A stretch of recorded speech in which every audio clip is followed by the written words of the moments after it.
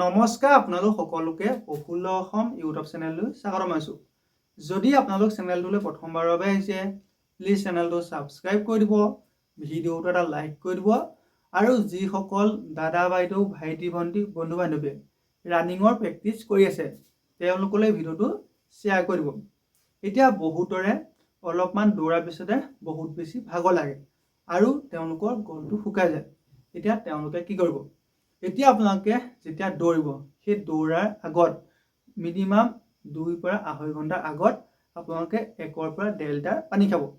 তাৰপিছত আপোনালোকৰ যেতিয়া দৌৰি হ'ব সেই দৌৰি হোৱাৰ আধা ঘণ্টাৰ পাছত 1 পৰা 1.5 লিটাৰ পানী খাব। এতিয়া বহুতে পানীটো কমকৈ খায়, যাৰ বাবে তেওঁলোকৰ গলটো শুকাই যায় আৰু ভাগৰ লাগে। গতিকে আপোনালোকে পানীটো খাব, কাৰণ পানীটো বেছিকৈ খাব। আপোনালোকে দৌৰাৰ 2 পৰা 2.5 ঘণ্টাৰ আগত 1 পৰা 1.5 লিটাৰ পানী খাব আৰু দৌৰাৰ আধা ঘণ্টাৰ পিছত 1 পৰা 1.5 লিটাৰ পানী খাব। যদি আপুনি পাৰে তাতকৈ বেছিকৈ পানী খালে আমাৰ কোনো ধৰণৰ অপকাৰ নহয়। তাৰপিছত এতিয়া বহুতে দৌৰোতে এটা ভুল কৰে, সেইটো হৈছে যে তেওঁলোকে মুখখন বন্ধ কৰি অকল নাকেৰে উশাহ লৈ দৌৰে।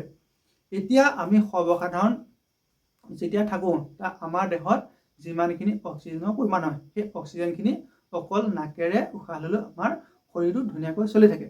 কিন্তু আমি যেতিয়া দৌৰিম সেই দৌৰোতে আমাৰ অকল নাকেৰে যদি উশাহ লওঁ তেন্তে আমাৰ শৰীৰত অক্সিজেনৰ পৰিমাণটো কমি যায়। গতিকে আমাৰ দৌৰাত বহুতখিনি অসুবিধা হয়। গতিকে আপোনালোকক এতিয়া বহুতে ক'ব পাৰে যে মুখখন মেলি দৌৰিলে বেছিকৈ ভাগৰ লাগে, কিন্তু আপোনালোকে সেই ভুলটো কেতিয়াও নকৰিব। আপোনালোকে যেতিয়া দৌৰিব তেতিয়া আপোনালোকে নাক আৰু মুখ দুয়োটাৰে আপোনালোকে সমানে উশাহ ল'ব।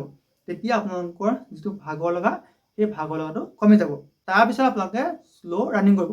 এতিয়া বহুতে এটা ভুল কৰে, সেইটো হৈছে যে তেওঁলোকে ফিল্ডলৈ যায় আৰু 1600 মিটাৰ নাইবা 3200 মিটাৰ ৰানিং কৰে আৰু গুচি যায়। আপুনি যদি সদায় সেই একেটা চিডিউলকে ফ'ল' কৰি থাকে তেতিয়া আপোনালোকৰ ৰানিংটো কেতিয়া ইনক্ৰিজ নহয় আৰু আপোনালোকৰ যিটো গল শুকাই যোৱা বা ভাগৰ লগা সেইটো বেছি হ'ব।